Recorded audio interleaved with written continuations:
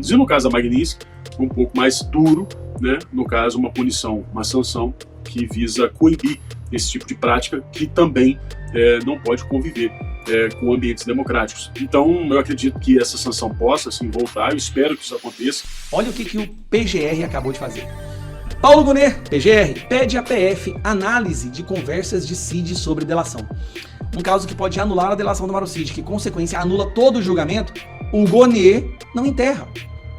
É como se o Gonet estivesse acordando pra vida e falando: rapaz, eu acho que eu escolhi o lado errado, o lado perdedor. Esse cara vai se e eu não quero estar no mesmo barco que ele. Acabou a mamata e o governo Lula perde hoje a sua mais potente arma para conseguir a eleição. Fala pessoal, sejam muito bem-vindos, o meu nome é Bruno, começando mais um giro de notícias, mas antes eu peço que você se inscreva no canal, deixe o seu like, compartilhe o vídeo e ajude esse conteúdo a chegar a mais pessoas. Bora para o vídeo!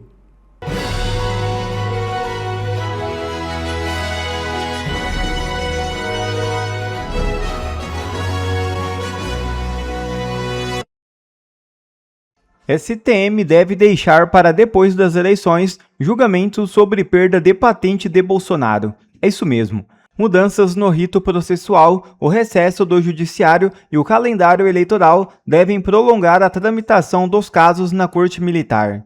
O Superior Tribunal Militar deve analisar depois das eleições de outubro os processos que discutem a perda de posto e patente de militares condenados por tentativa de golpe de Estado, entre eles o ex-presidente Jair Bolsonaro.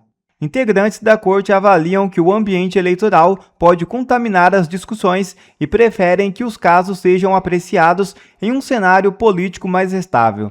Há também a expectativa de que o resultado das urnas possa produzir reflexos sobre o contexto jurídico dos processos. Entre os elementos considerados está a possibilidade de uma eventual anistia aos condenados. O pré-candidato à presidência Flávio Bolsonaro já declarou publicamente que, caso seja eleito, pretende conceder a anistia a Bolsonaro, um dos militares que respondem ao procedimento no STM.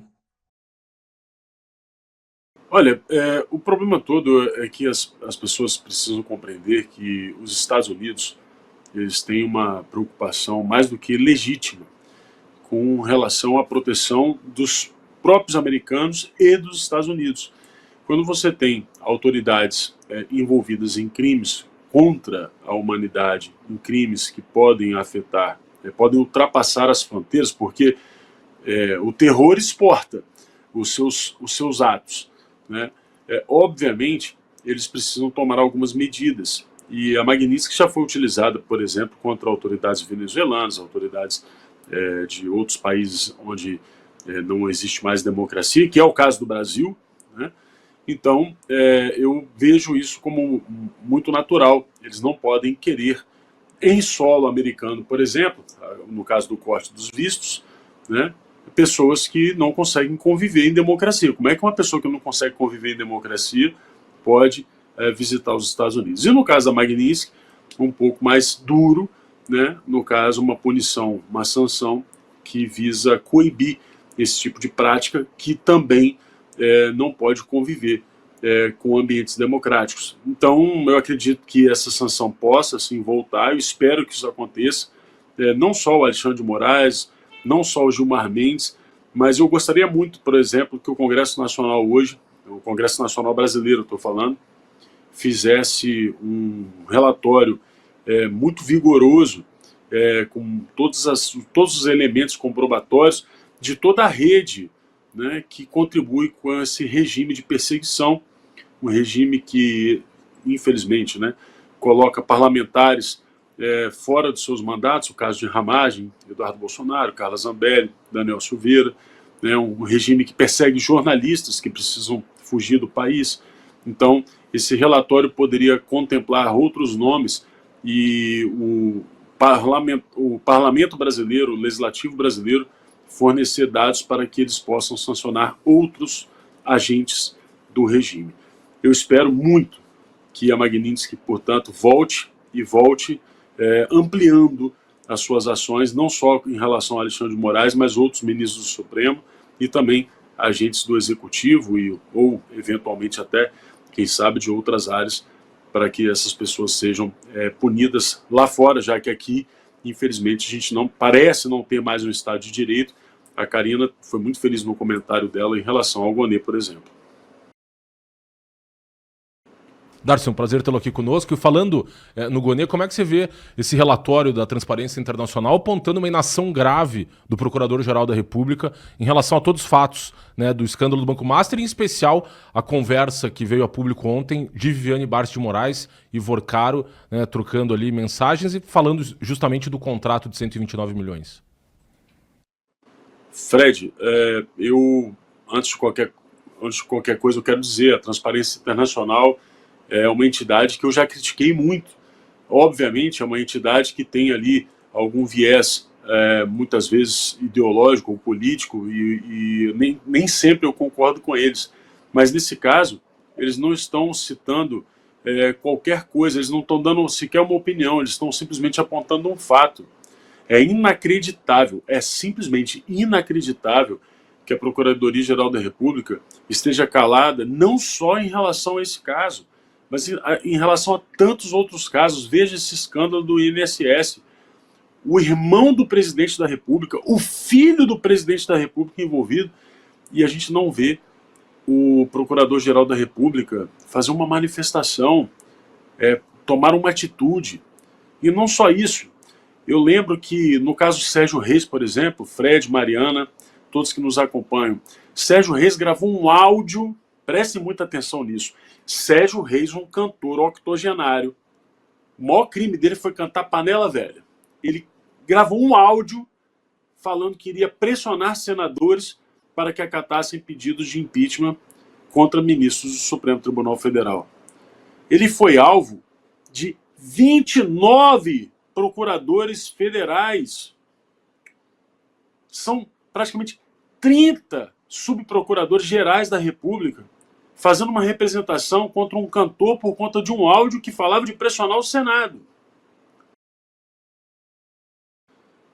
E aí, de repente, a gente observa essa inação absoluta em relação ao Alexandre de Moraes e a tantos outros agentes desse momento tão grave que o Brasil atravessa. Estamos falando de idosos roubados, estamos falando de crianças deficientes que tiveram empréstimos consignados feitos em seus nomes. E o número é de centenas de milhares de crianças.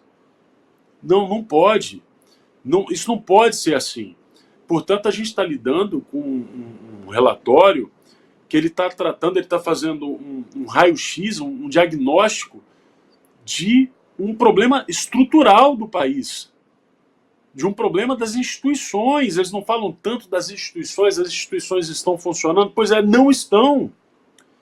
E a prova disso é de que, com tantos elementos que estabelecem essa relação, desculpa dizer, promíscua entre um ministro que opera na justiça brasileira com um criminoso como Daniel Vorcaro, não seja alvo de uma ação, de qualquer tipo de movimento por parte do Procurador-Geral da República. Portanto, a Transparência Internacional ela está simplesmente apontando para algo que é grave e que, vou dizer, Fred, isso coloca o Brasil numa condição muito complicada, porque afasta, inclusive, investimento internacional.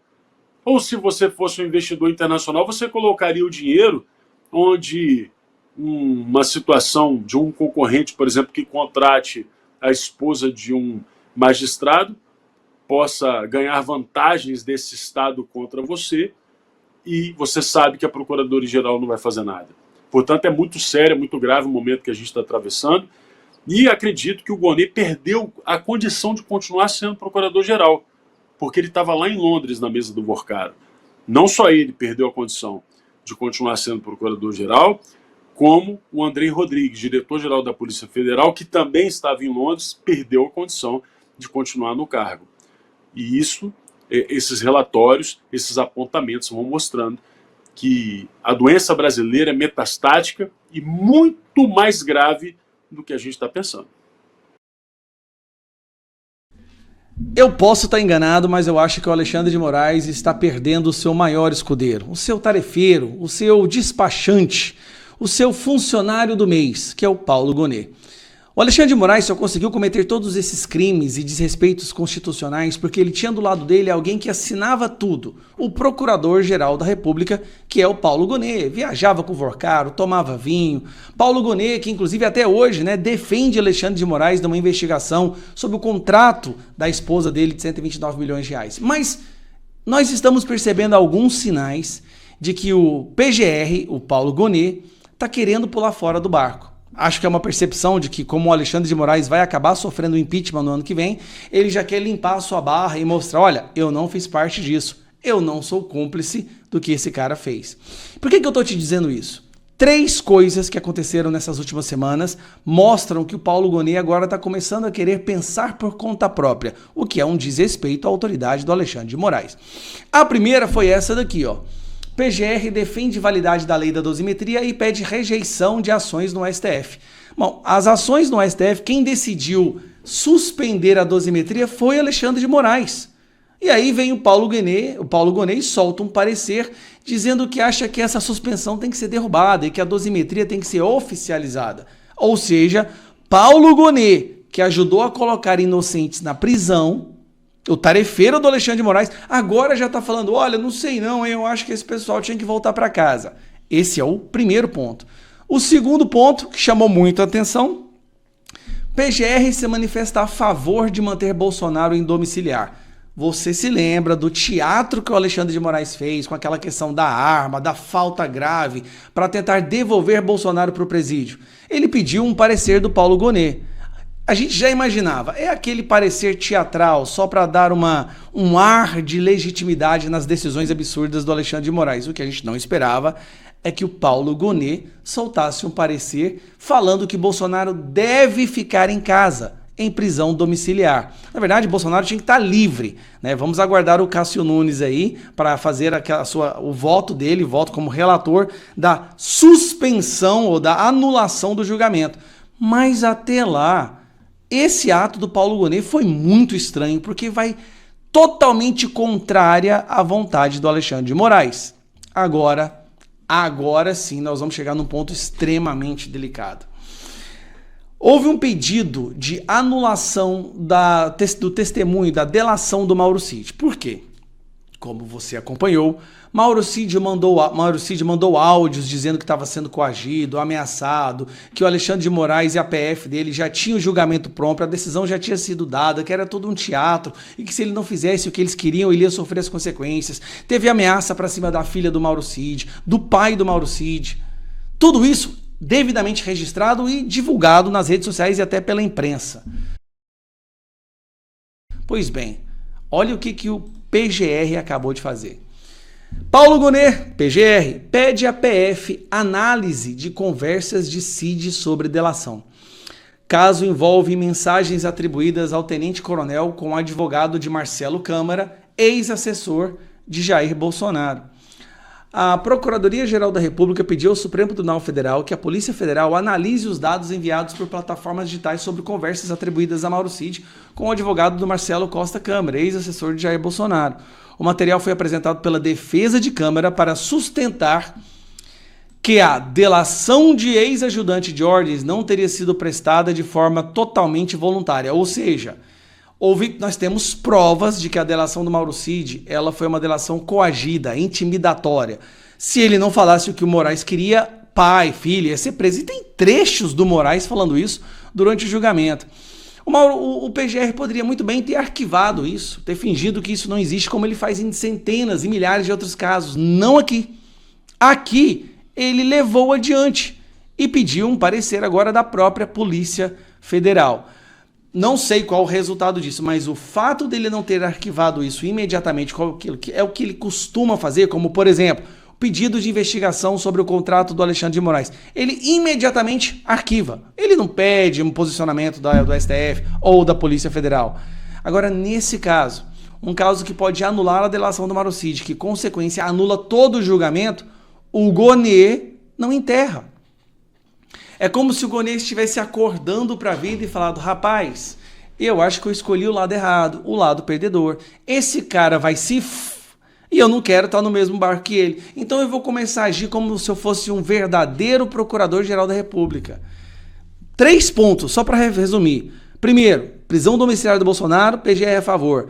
Segundo, dosimetria, PGR é a favor. E agora, a possível anulação do julgamento contra o Bolsonaro e todo aquele núcleo, né, próximo ao Bolsonaro. E o PGR simplesmente não arquiva, leva adiante.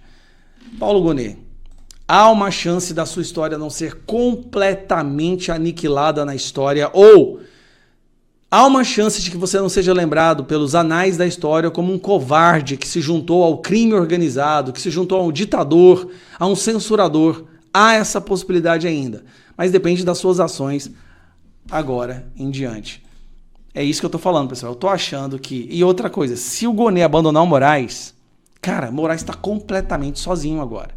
Porque o Gonet é a pessoa que dá a legitimidade, é a Procuradoria, é o Ministério Público legitimando tudo que o Moraes faz. E parece que agora ele não tá tão disposto a fazer isso. Sobra Flávio Dino, Zanin e aí Gilmar Mendes do lado do Alexandre de Moraes.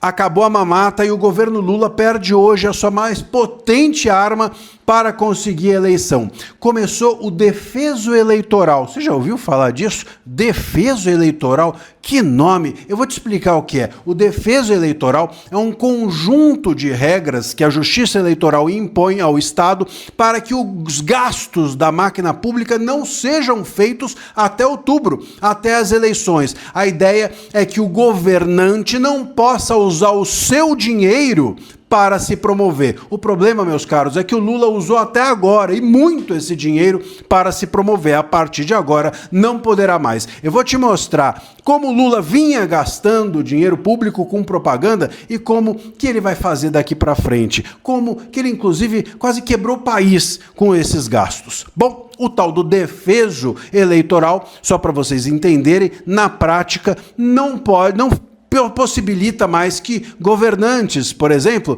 fiquem inaugurando obra, não podem fazer propaganda de governo, não podem criar benefício novo. Essa do Lula vai ser dolorida para ele. E não podem, por exemplo, passar dinheiro para prefeituras e assim por diante. Não pode, por exemplo, parecer bonzinho às vésperas da eleição, não pode, por exemplo, ficar cortando faixa, como eu mencionei, de inauguração. Ou seja, tá tudo travado. E sabe qual o preço disso? Sabe qual o preço do que o Lula gastou até hoje com isso?